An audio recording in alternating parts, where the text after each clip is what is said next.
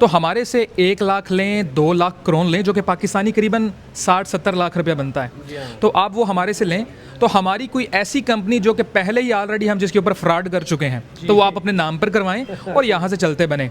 لیکن یہ آپ کو یاد رکھنا پڑے گا کہ وہ 50-60 لاکھ لینے کے بعد پھر آپ کا نہ صرف سویڈن بلکہ 27 اور ممالک جس کو ہم شینجن زون کہتے ہیں اس کے اندر آپ زندگی میں نہیں جا سکتے. السلام علیکم جی، مجھے بابر علی کہتے ہیں اور آپ دیکھ رہے ہیں میرا فیس بک اور یوٹیوب چینل. ایک بہت ہی اہم مسئلہ ہے سویڈن کے اندر پرسنل نمبر اور بینک آئی ڈی کو لے کے. میرے ساتھ آصف شبیر صاحب موجود ہیں. سویڈن کے اندر اگر آپ ایکٹیولی اگر کسی کو دیکھ رہے ہیں تو یہ ان میں سے ایک ہیں جو کہ سوشل ایشوز کے اوپر بڑے ایکٹیولی جو ہے بات کرتے ہیں اور کھل کے بات کرتے ہیں. تو ہم ان سے کچھ سوالات ہیں وہ پوچھتے ہیں. السلام علیکم جی. تھینک یو ویری مچ جی. وعلیکم السلام. کیسے ہیں باول بھائی؟ بہت شکریہ آصف بھائی. الحمدللہ میں بالکل ٹھیک ہوں. آصف بھائی، سویڈن کے اندر رہتے ہوئے مجھے یہ بتائیے کہ پرسنل نمبر اور بینک آئی ڈی کی جو اہمیت ہے وہ کیا ہوتی ہے؟ 10 سیکنڈز میں you are doing wonderful job. میں آپ کی ویڈیوز دیکھتا رہتا ہوں اور مجھے بہت اچھا لگتا ہے. تو آپ نے بڑا زبردست ٹاپک چنا ہے اور اس پہ بات کرنی بڑی ضروری تھی. پرسنل نمبر یہ ڈیجیٹل سگنیچر ہے آپ کے. اس کی حفاظت ایسے ہی ضروری ہے جیسے آپ نے سویڈن میں رہتے ہوئے اپنی زندگی کی حفاظت کرنی ہے. یہ بالکل سیم ایکویلنٹ آپ نے اپنے پرسنل نمبر کی بھی حفاظت کرنی ہے.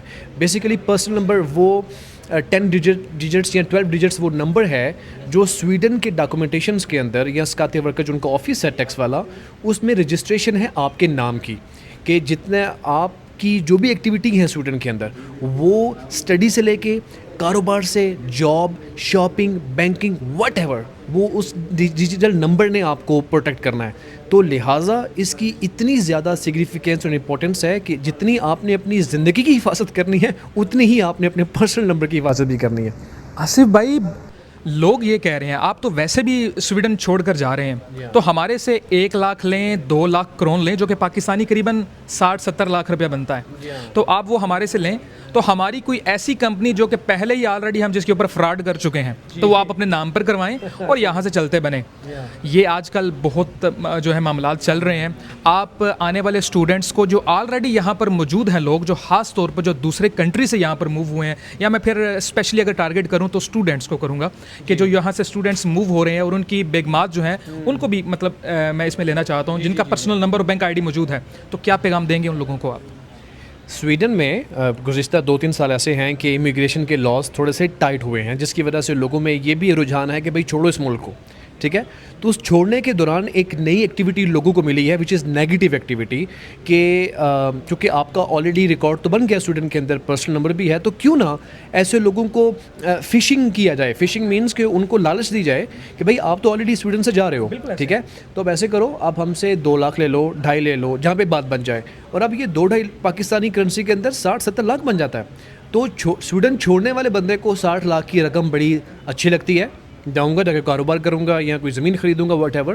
لیکن یہ آپ کو یاد رکھنا پڑے گا کہ وہ 50-60 لاکھ لینے کے بعد پھر آپ کا نہ صرف سویڈن بلکہ 27 اور ممالک جس کو ہم شینجن زون کہتے ہیں اس کے اندر آپ زندگی میں نہیں جا سکتے.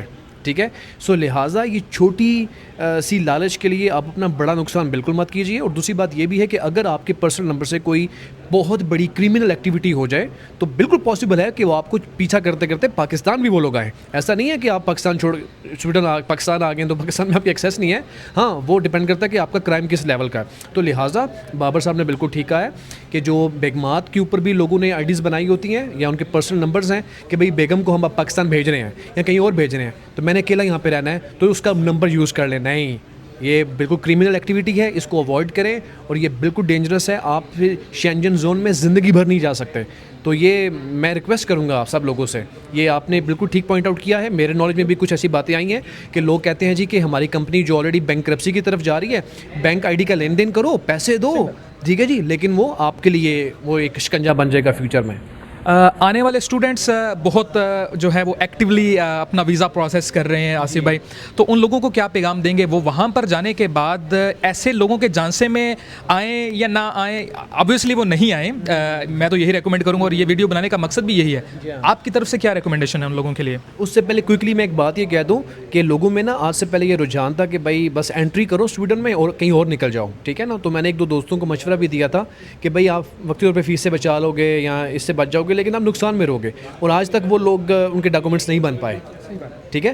تو جو بات آپ نے کی ہے, پہلے تو اچھی بات یہ ہے کہ سویڈن کی ایمبیسی پاکستان میں اوپن ہو چکی ہے, which is very good news for Pakistani students. Welcome to Sweden. آپ وہاں پہ آئیں اور جان سے میں نہیں آنا. آپ نے چھوٹی لالچ کے لیے اپنا بڑا نقصان نہیں کرنا. اپنی اسٹڈی کمپلیٹ کریں اور وہاں پہ جاب اپرچونیٹیز کریٹ ہوں گی. یہ کسی کی لالچ میں مت آئیں جی کہ نام ہم آپ کے ساتھ یہ کر دیں گے وہ کر دیں گے. سسٹم ایسا ڈیزائن کیا سویڈن نے کہ جب آپ ان کے سسٹم کو ڈاج کرتے ہیں وہ آپ کو گردن سے پکڑتے ہیں آگے. وہ پاکستان نہیں ہے. ہم سوری ٹو سے پاکستان بیٹھ کے ایسی باتیں کرنے پہ مجبور ہیں, لیکن ہمارے پاس یہاں پہ رولس کی امپلیمنٹیشن نہیں ہے پاکستان کے اندر. وہاں پہ آپ نے تھوڑا سا بھی سسٹم کو ڈاج کیا, سسٹم کی 2 نہیں سسٹم کی 10 آنکھیں ہیں آپ کے اوپر, تو آپ کو ضرور پکڑیں گے وہ.